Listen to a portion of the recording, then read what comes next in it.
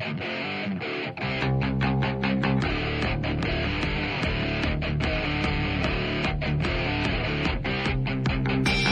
lies and buying time, killing people next in line. Lower classes, social slime, they don't matter. Genocide, sick from water, sick from air. Making money, they don't care. Caesar shit, force of air. Fuck them back, it's only for they war. They shoot, they kill, they massacre, rape. They burn the kids, no one leaves countries. Laugh to your face, fight and die, 'cause God forgives.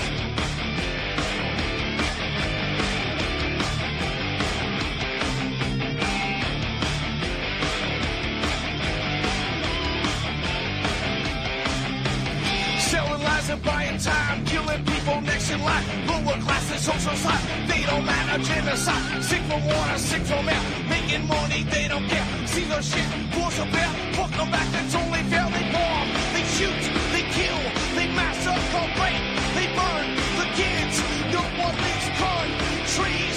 Lie to your face, fight and die, 'cause God forgives. Yeah. Coming back around again.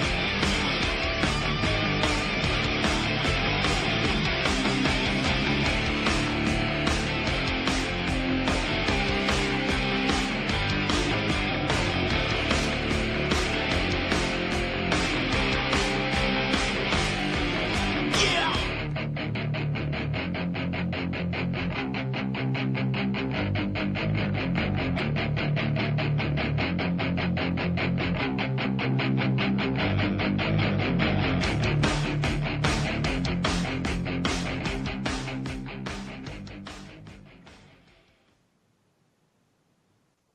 Welcome to the show. I'm your host, Ron Stevens. This is Rock the Boat right here on UCY.TV, my favorite little network on the entire internet. It is the 17th of October today, and I want to just give my condolences to the good men, women, and children that live in Calgary, Alberta, for attempting to step up to the plate and get rid of the Muslim mayor, Naheed Nenshi. But the election was, well, not real, a fraud, corrupt, illegitimate. And that's unfortunate. It was a classic case of election manipulation. Started with the fact that they apparently didn't have enough ballots. So I'm sure a lot of people who had been at the polls since like 6:30 went home, and certain polling stations ran out of ballots, so they had a big delay waiting for ballots to show up. And then the Calgary election.ca or whatever it was, that site, which is the main feed out of the election office to give the numbers as they come in, wasn't working so good last night. It was a very, very slow start, and for the longest time, a total of 1,400 votes were registered for the entire for the mayors, for the councilors, for the trustees, for the public and separate school boards. They managed to muster up 1,400 votes and display those.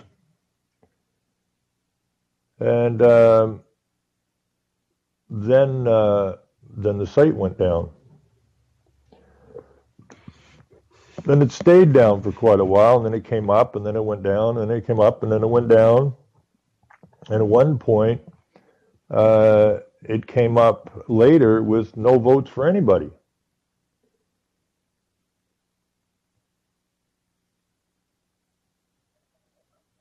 strange to say the least.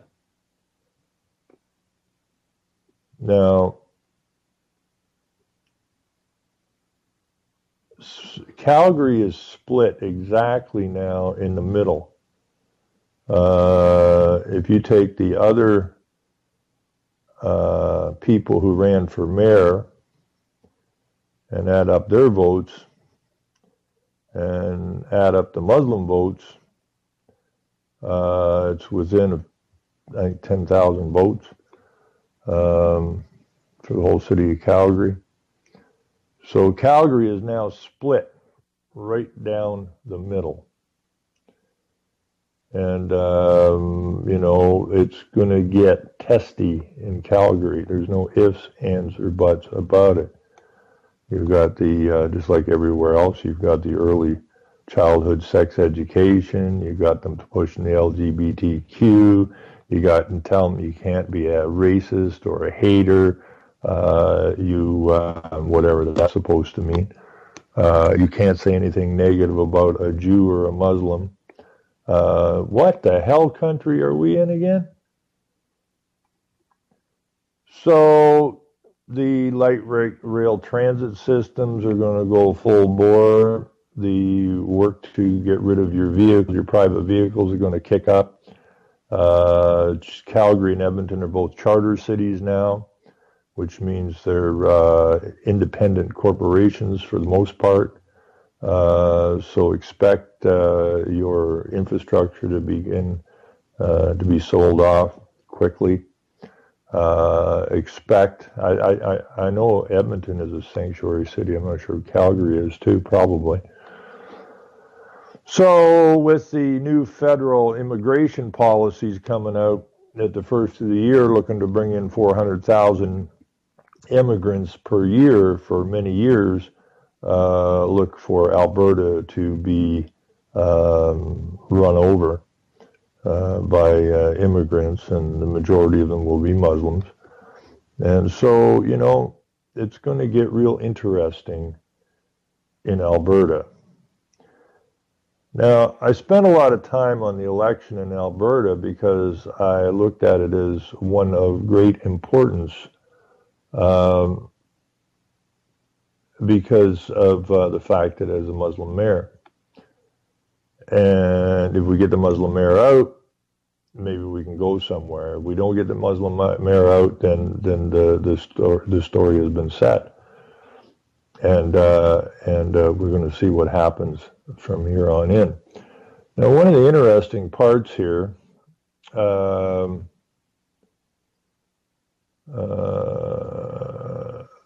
we have the election ended this morning. It was this morning.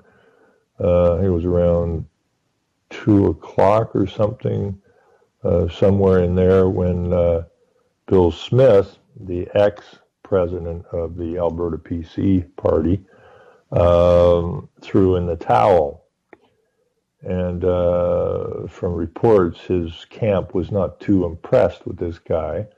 And I said basically since the beginning that this guy's a plant to make sure the incumbent councillor who ran for mayor, Andre Chabot, gets sidelined and doesn't get any traction, which is exactly what happened. I mean, his vote count was, well, pathetic. I think it was 11,000 or something. Then the mayor won with 199, and Smith, who bailed near the end, at 168,000 or something, 160-some thousand. What really threw me was the number of people that were eligible to vote in Calgary. Are you ready for this number? It was 666 and some odd thousand people. The good old 666, which even made my wife smile. So now we have the headlines now are: grass fire approaches homes near Airdrie, slows traffic along Highway 2. Windstorm whips up debris, traffic woes in Calgary. residents of Coleman ordered to evacuate as wildfire threatens town. A cop who took bag of marijuana home, just a lazy police officer, lawyer argues. These are the headlines in Calgary today, not the fact that there was a fraudulent election last night.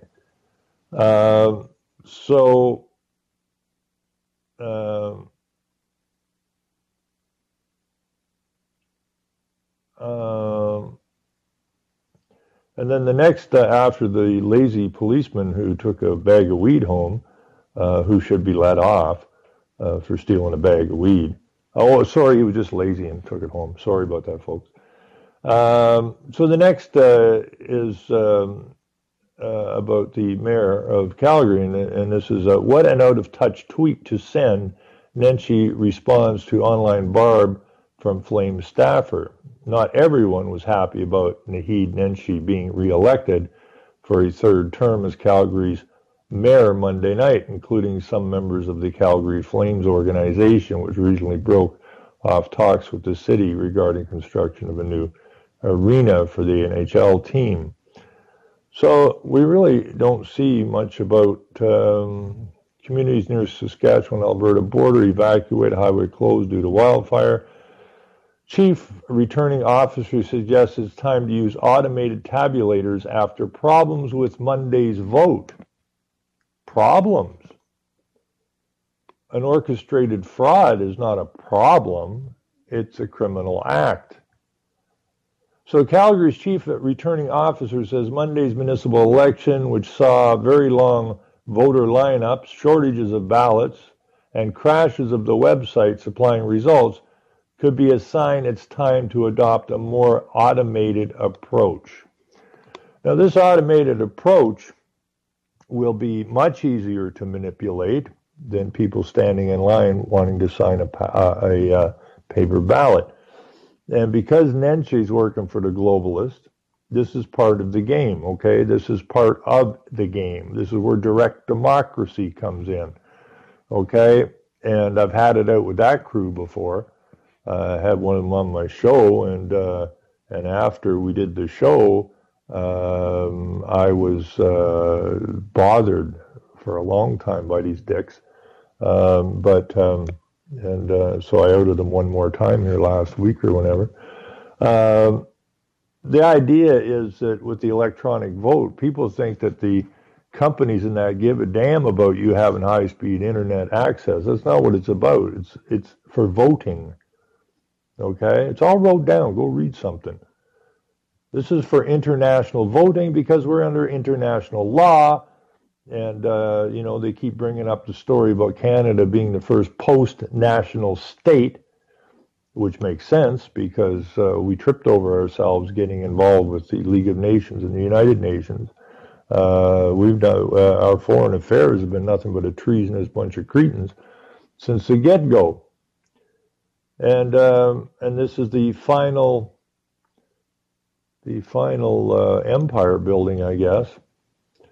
We had the British Empire and the Spanish Empire and Russian Empire and all this kind of stuff. And all boiling down now to the final empire, which is world government.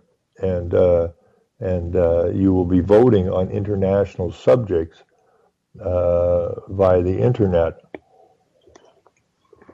So they bring in the electronic voting. It'll be that much easier to manipulate. But their own chief returning officer agrees that this is a mess. Well, it was a staged mess in order to get the Muslim back in. So one of the then here we have the teachers again, right under that story. Is former Lethbridge teacher pleads guilty to making and distributing child pornography. Well, we see that more and more all the time. It's like almost a daily dose now of a teacher or a former teacher being involved in child pornography. And what's going on in the schools is child pornography. So what does Alberta have to look forward to now? more of the same, moving it faster.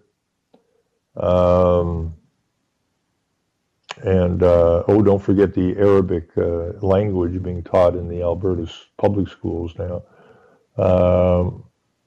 So I'm hoping that people wise up a little bit and get their act together and hold these people feet to the fire. I think this is kind of almost like a positive, because this has really pissed a pile of people off in the Calgary area and in Alberta. And so they're going to be watching a whole hell of a lot closer as to what's going on. Now, I just want to run through this a little bit. I'm going to put this in the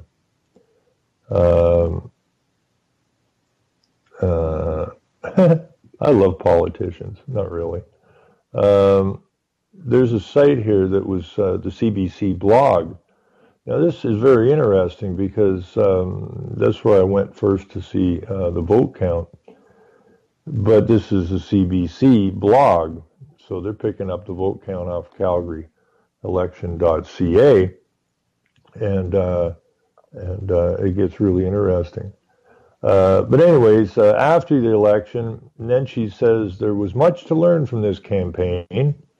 He says he will not break the trust of Calgarians. Well, Calgarians don't have any trust in you, dumbass. He also says politics and people matter. The future of our community matters. In his victory speech, Nenshi says Calgary will keep moving forward and we'll do it together. That is moving the globalist agenda into the city of Calgary. Now, this is interesting, and I'm going to put this in the chat for a reason, and I'm going to make I have to make something up to put on Facebook or something, even though I'm in jail. Cheers from the crowd as Nenshi begins speech. Now, what I noticed about these bars and that where these people are hanging out in, this first picture, they're all white people except for one black dude at the back. Everybody else is white. And I love this one. I love this piece. Now, Bill Smith was the contender. When Bill Smith conceded, which was still fairly early on, people were literally jumping up and down here as they watched the concession speech. And one of those of the Smith campaign group told him to go leave, one of his supporters said. Apparently they were quite pissed off that for this concession. But the man was a plant. And people got to understand politics. If they don't understand politics, well, then they're not going to understand anything. And down here, you go down a little bit further. Well, I guess I'll have to go to page 3 on this, maybe page 4. Here we have again, Smith says Camp will, okay. Where's Nenshi's here? If you go down through here, if you go through these pages, you'll see a lot of notes and stuff. And, this is, okay, we're going to have to go to the next page.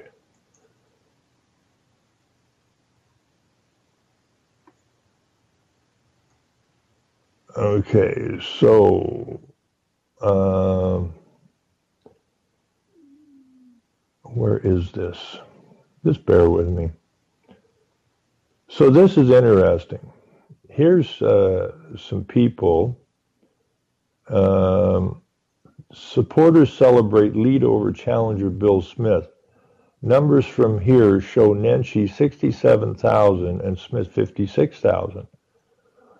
Well, at the time these numbers were being banged around, new numbers announced. This is Robert Flesher from CBC. Says new numbers announced at Nensi's headquarters. Nensi 67,000 something. I can't hear again for the noise. And Smith 56,000 something. Now, when these numbers were being banged around through the mayor's group, these numbers didn't exist on the CalgaryVotes.ca, which is where the vote count is. There was no numbers anywhere close to that. At that point, I think the highest number was something like 1,100 votes. But they're puking off 67,000 votes in that. Well, where the hell is this coming from? And somewhere in here there's a note that these numbers are coming from the scrutineers. Oh, here it is, here just above it. Looky here, some official results. Still seems behind the numbers the scrutineers are giving to campaigners. So this is after they've gone 67 Nensi and 56,000 Smith. At this point here, this was later on, we have Nensi at 37 and Smith at 31,000.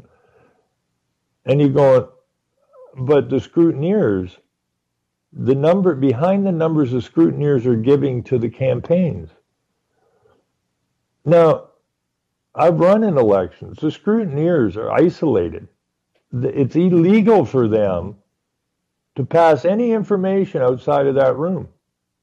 They're not allowed to bring in cell phones. They're there specifically to watch the vote count. The vote count is given out on the website, not to the scrutineers.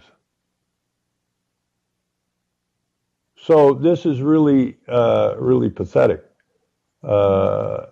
This whole thing was a complete farce, complete and total farce.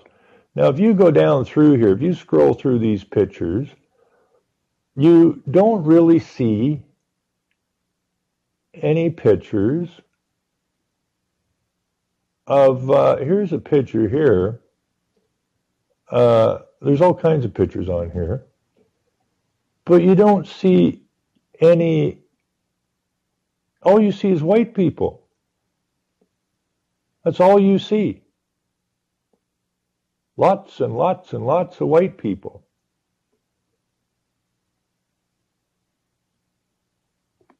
And you wonder, well, wait a minute, where'd all these votes come from? And this is my favorite picture. I think this is one of the very first pictures that was posted. And I got pictures of people standing in lines waiting for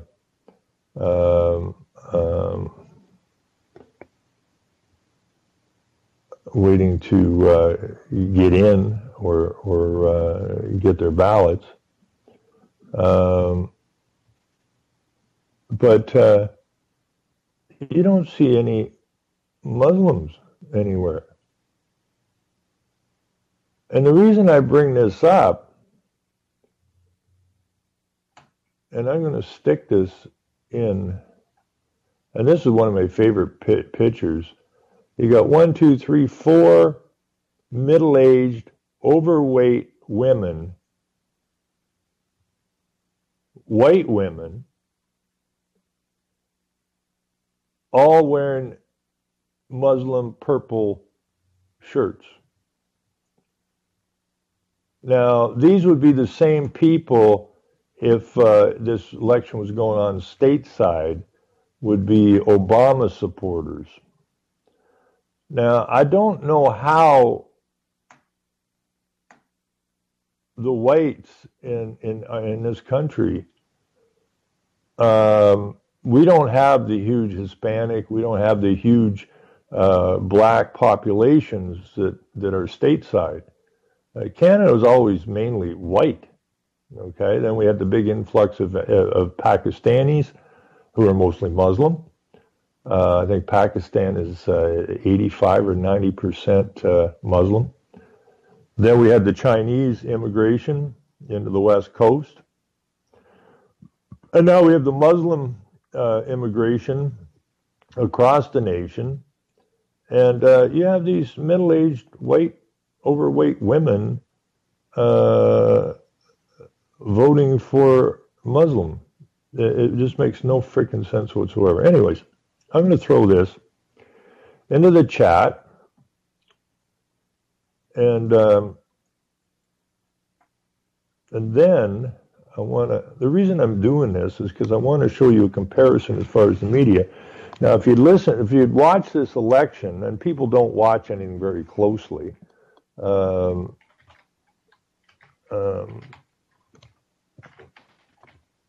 they wouldn't put up with the crap they put up with. But take a look at that picture, and there's pages and pages of that going on. Now, if we go back to the Calgary story, which was up first thing this morning. Now, during the election, all of the pictures of the people, except maybe one or two, but the vast, vast majority, I mean 99.99% of anybody that showed up in a photograph during the election was white. Now, the headline first thing this morning is, Nenshi wins third term as Calgary's mayor in election marred by long voter lineups, ballot shortages. Now, this picture, after the win,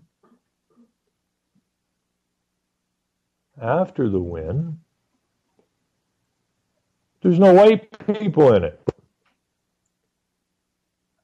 It's so blatant. The media is so freaking blatant, and they can be that blatant because the general population is so stupid.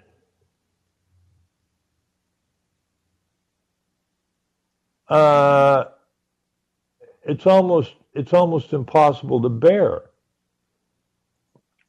Okay, so let's see. What's this clown up to? On election is mandate and a nasty campaign. Now, this guy is the guy who called anyone basically that would vote against him as a racist, a hater, and someone subverting democracy. Those are the words that come out of this clown's face. And that pissed a lot of people off.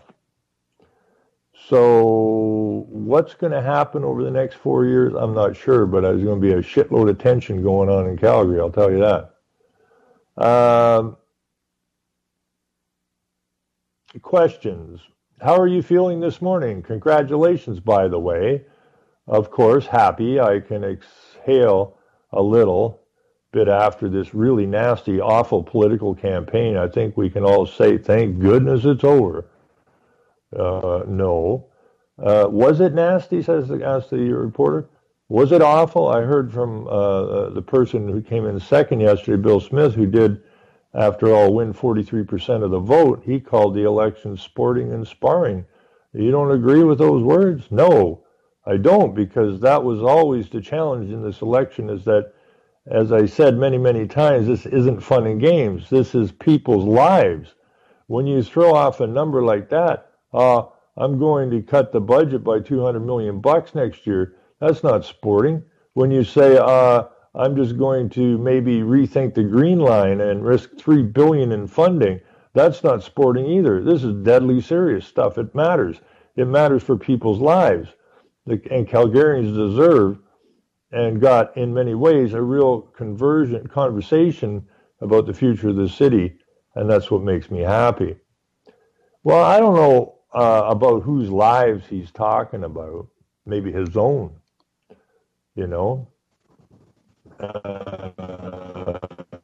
But everything he's talking about here is don't cut the taxes and spend the $3 billion on a line that you probably don't need, but the globalists want you to have. Next question. What was this about in the end? What was the difference?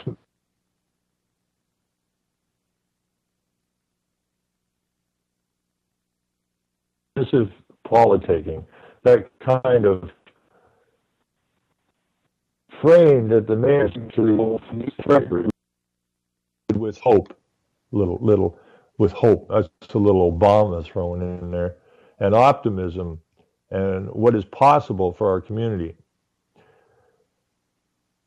Question: those 168,000 people who voted against you also sent a message last night.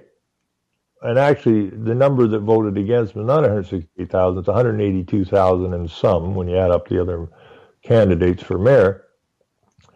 Have you got a message for them? You know, the city is certainly divided in some ways, and yes, part of it is the result of some misinformation that got repeated over and over again. And we've got to clarify with people. But it also means we've got to be thoughtful as a city council to understand that we represent everybody. No, you don't. You represent nobody. This is what I love about politics. This is what I love about reporters. Now, does a reporter jump on this guy for that statement? Of course not. We represent everybody. No, you represent nobody. Okay? No city council, no town council, anywhere in this nation represents anybody who thinks they actually voted. They represent the corporation. Or as the feds say, they're not even really government. They're a type of business, okay? Just like in the feudal system, okay? You have your federal tax collector, which was the main baron that the king liked the best, give him the whole thing, and then he chopped it up into chunks. We call them provinces. We call them counties. We call them towns and cities. And then he would cut off pieces of his big chunk because he can't collect all the taxes, and then he would cut off a chunk like a province, and then his friends who got the province chop off those chunks into smaller chunks, and it's the feudal system. And that's backed up by a conversation I had with the Attorney General's office in Ontario. Agrees that we never, ever left the feudal system. So this idea that the new mayor is saying he represents everybody, or the council represents everybody, should be enough to basically have this guy thrown out. But that won't happen.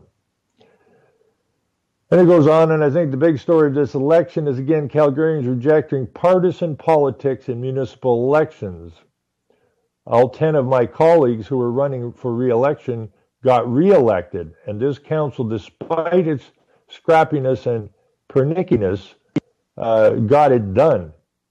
We passed 2 budgets unanimously. I could not find a budget that was passed unanimously by a city council in more than 60 years.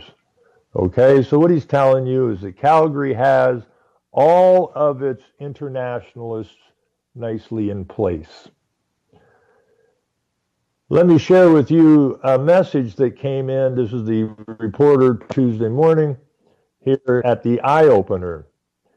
This is from a listener, Neil, who voted for you in 2010 and 2013, but didn't last night. He says, I fear the message Nensi heard is that he won and that he should continue as in the past. The real message, given the power of incumbency, was that Mr. Nensi must listen to those who voted against him.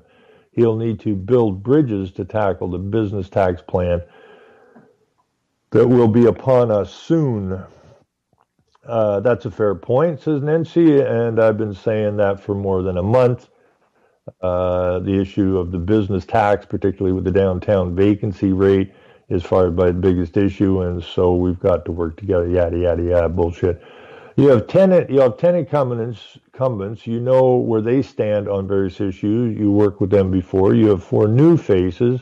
We had one on the show just a few minutes ago, Jeremy Farkas from Ward 11, who is convinced that City Council is full of secrecy. In fact, he referred to it as a chamber of secrets.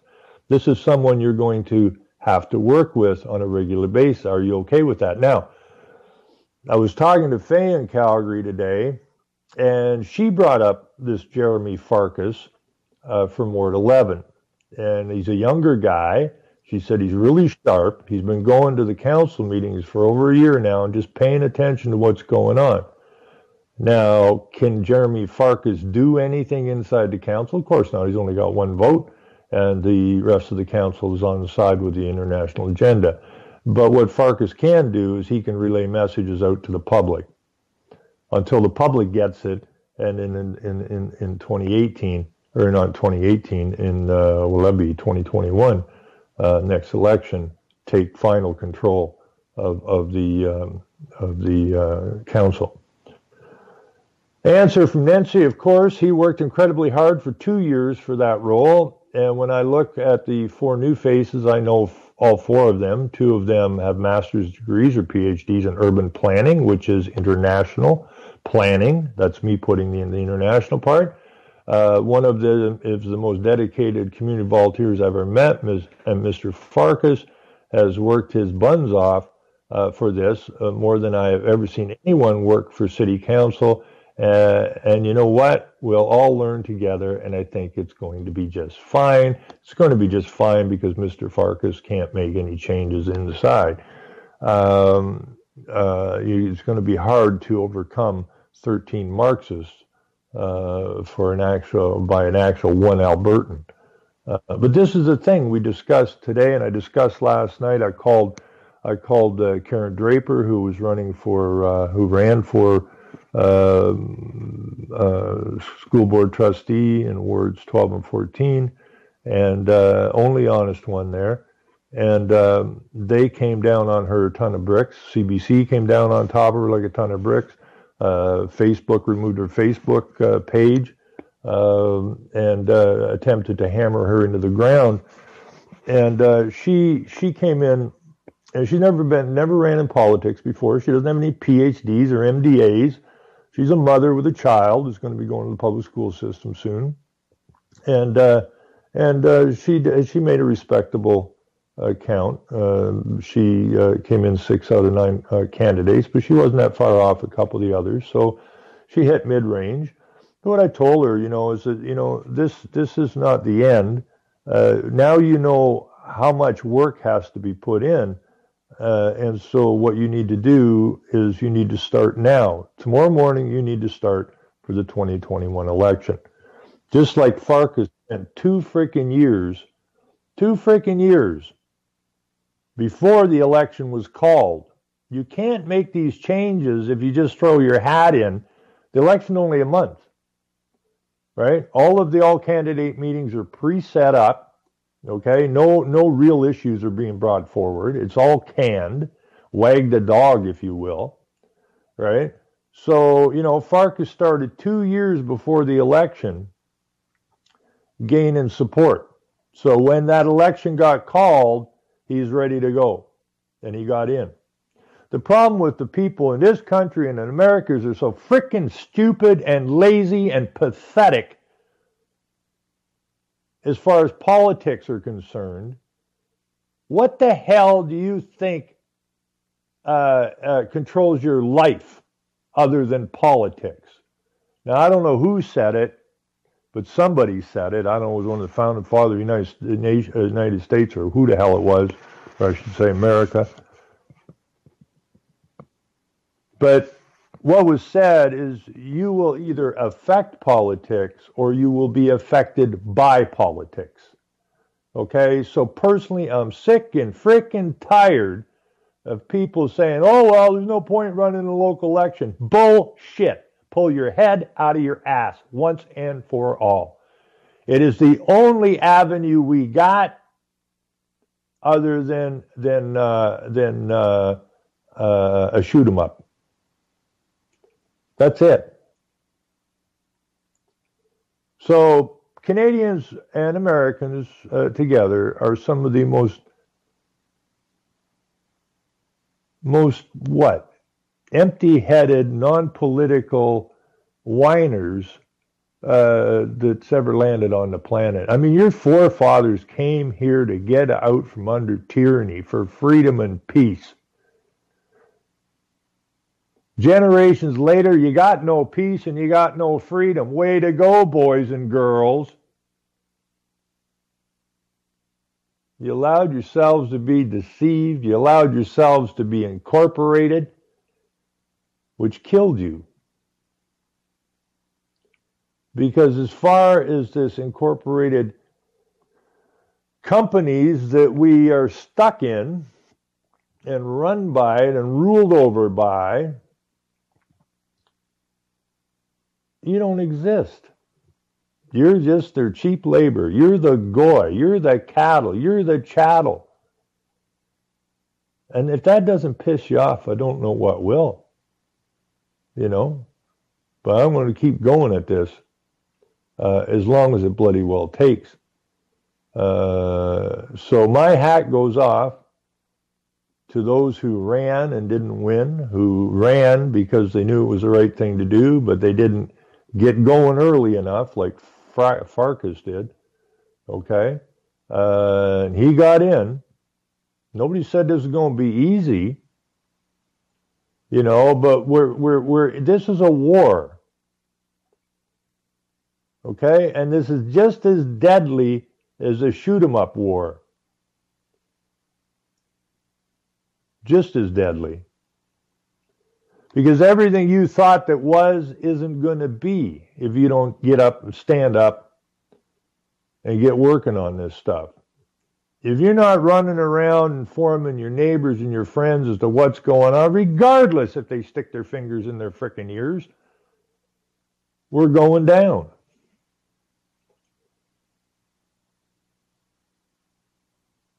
And blaming the politicians for taking you down is about as lame as you could ever come up with.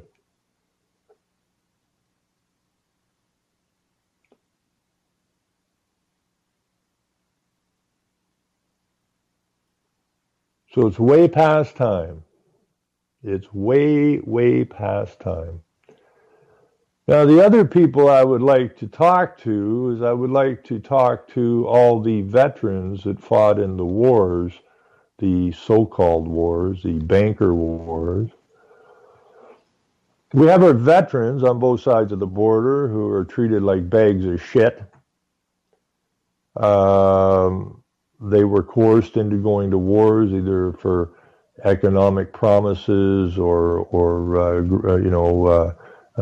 certificate reasons or whatever, but they generally go to the lower end schools to recruit with all kinds of promises, just like the politicians promise. And then they go to war and then they come home and they're sleeping on the streets like a bunch of discarded garbage. Now, we're going to need some people on side here, and we're going to need the veterans. If the veterans won't stand up to protect their own nations, then you deserve to be sleeping on the street as far as I'm concerned, because you've proven yourself to be worthless. But we need to recruit as many veterans as we can. I don't care how old or how young they are, but we need to restart recruiting them. We're going to have some people who can stand. I don't want to see our veterans end up. I don't want to see our nations end up as they did after the Russian takeover of the United States in that movie. What the hell was that thing called? Oh, do you remember what that was called, hon? Anyways, it's a movie that came out in 1987, the same year as Our Common Future came out. Can't remember the name of the movie right now, but it wasn't even a movie. It was a made-for-television thing because more people watch TV than they go to the movie, so they want to grade the propaganda properly. And in that movie, it's America after the takeover by Russia, which isn't really the takeover by Russia. What it is was the Marxist takeover, which is well underway now. And people lost their land rights, just like in the UN agendas. What's not sustainable, property rights, private vehicles, so on and so forth. And it was a huge bureaucracy that was put in place, just like has happened in America and in Canada and in Europe. And, you know, there was one scene that was really pathetic there, because instead of these people that with Russian accents standing there speaking to you, if we allow this continue, it will be people with Muslim accents sitting there talking to you, because it's the same takedown. It's identical takedown. And there was one scene there where there was a group of old veterans gathered in front of a stage or whatever, where this bureaucrat was speaking about how things are now. And it was this raggedy collection of old veterans who had fought in the wars for peace and freedom. And here they are standing listening to a foreigner telling them that it was all for naught. And there's nothing they can do about it now.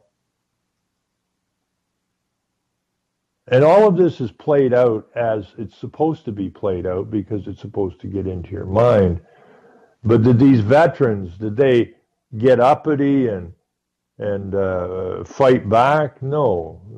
They just listened to this voice that was talking to them, and you could just see them wilt.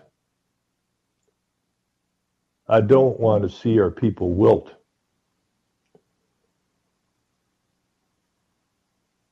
If you have the capacity to fight, if you have the capacity to stand up, then you need to step forward. Our main objective here is not to get into violent confrontations, but we must stand up. We must have people from the military stand up. We must have people from the police forces stand up. This is your nation. These are your families that are being taken down.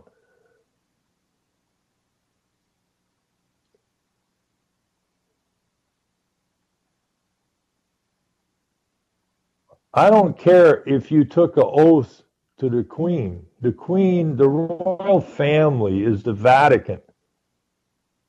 And the Vatican is evil. And the evil is flooding our nations. And we got to push the evil out. We got to stomp it out. And once we've stomped it out, then we got to make sure it never raises its ugly head again, like our forefathers expected us to do. How the hell we became so weak, it just saddens the hell out of me. It really, truly does. We just keep backing up and backing up and backing up. There's nowhere left to go, folks. There is no new land anywhere on the planet.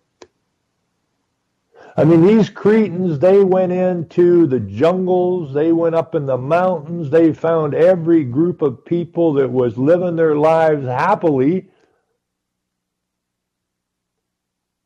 They coerced them into becoming incorporated peoples, which meant they're dead. And that they now, who lived a peaceful, free life, are now bound and incorporated. They're chained, they're slaves, they're corporate slaves, just as we are corporate slaves. We have no government. We have never had a government. All they did was change out from company to government. They simply switched the name. And you are governments, you are company slaves.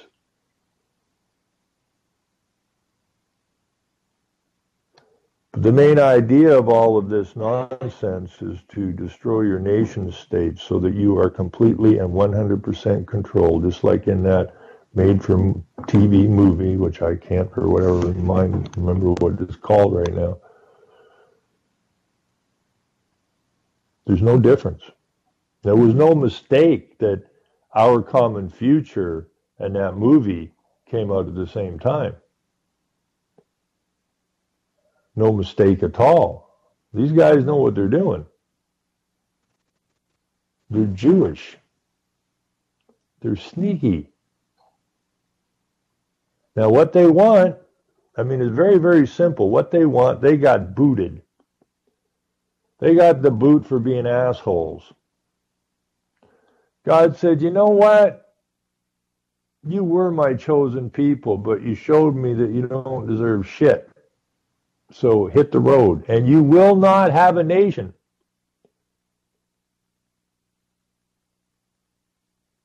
You will not have a nation until the second coming. Well, they're going, what the hell is that supposed to mean? We ain't waiting around. So their idea is to control the entire world, which they've managed to do. So they control and run the entire world, your finances, your education, your health, and everything in between.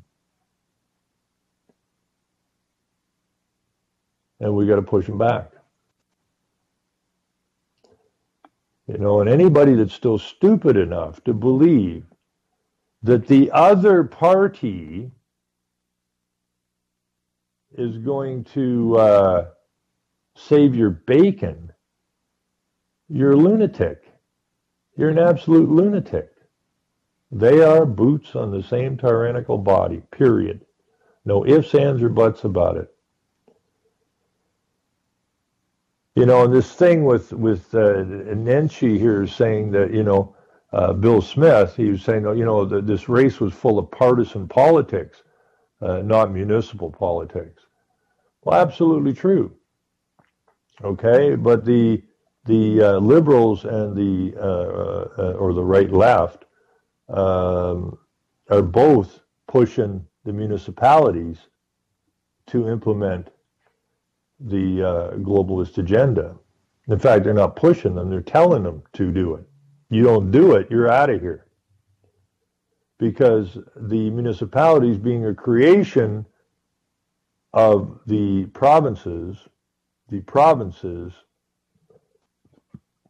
have reign over the municipalities. And being in the child position, they have to listen to the parent and do as the parent requests. And that is how, I mean, I read documents years and years and years ago how they said they couldn't just go and fire the globalist agendas in at the federal level and the provincial levels. They had to get to the local levels, because if the people caught wind of what was going on and was coming federally, they wouldn't put up with it.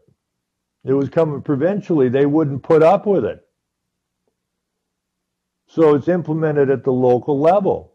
So the internationalists bring the agendas to the federal and provincial levels, then it's up to them to figure out how they're going to get it implemented at the ground level, which is exactly what they're doing. So to think that the right and the left are not involved in municipal elections is ludicrous. They are running the municipal elections. That's why it's so important that we get a hold of the municipal level. Then somebody will say, well, you just said if they don't do what they're told, they'll get pulled. Yeah, they can do that. If there's one municipality that's bucking the deal. But if we have 20, 30, 40, 50 or more municipalities giving the middle finger to the globalists from the local level, all of a sudden the game changes. Okay, it's about body count. Just the same as Farkas here, who worked 2 freaking years to get himself into a position that he could get into the local politics, because he knew that he can't accomplish dick all from outside the gates. All he can do is protest and throw rocks at the castle walls and yada, yada, yada. That's it. The only way he can have any influence at all is from the inside. So he understood that. And he understood that 1 month coming out of the gates, oh, hi, I'm running the election. You ain't going anywhere quick. So he spent 2 years chumming the waters in his ward. So that people knew who he was, understood where he stood, understood why they needed to vote for him, and he got in. But now he's in for 4 rough years. Unless they manage to move him over to their side, which they'll try desperately to do. But the Calgary election, to me, is a notice to everyone in this nation.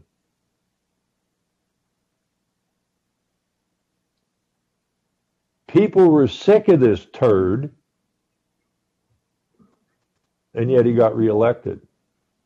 People were apparently, the people I've talked to in Calgary, apparently wanted to get rid of the entire council.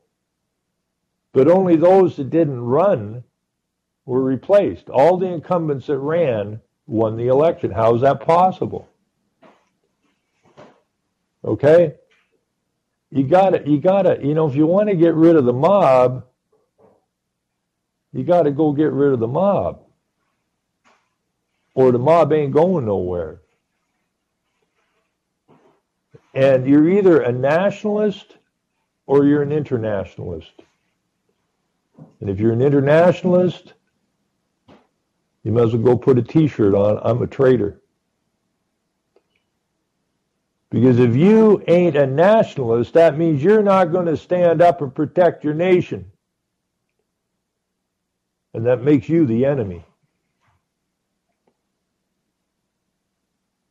Now we've got to out the enemy, and we have to push forward our nationalism. You know, they made nationalism, I mean, it's just retarded. You know, you say one thing and, oh, it's anti-Semitic. You say another thing and it's, oh, you're a Nazi. No, I'm an internationalist, and the Jews are trying to take down the nation, and you're using the immigrants and the Muslims and the multiculturalism, which they said they're the ones that are involved in. They're completely and totally behind the takedown of our nations. How in the hell else would you possibly explain that the federal MPs, both Jewish and Muslim, went and had a discussion over Christmas dinner, of which neither one of them celebrate, and they didn't invite anybody else to that dinner except the Jews and the Muslims, and people say, oh, the Muslims hate the Jews. The Jews are tricky. Okay, simple as that. And the media is disgusting, because the media knows exactly what the hell's going down here. So, that will be the last show, I think, on the Calgary election. But it has to get said. And it's not just about the Calgary election. It's about the attitude of the people in this nation, coast to coast to coast, and also throw that out into the court of the Americans. We have to be nationalists. The nation is the people. The nation is the rights of the people. And it's being taken away from you. Your nations are being destroyed from the inside. So everybody get with the freaking. Anyways, we're out of time. Don't mean to be too preachy, but gotta say what we gotta say in this particular case. Everybody take the back tonight with something light as we will talk about puppets. Until then, everybody take care, and remember, nationalist or international.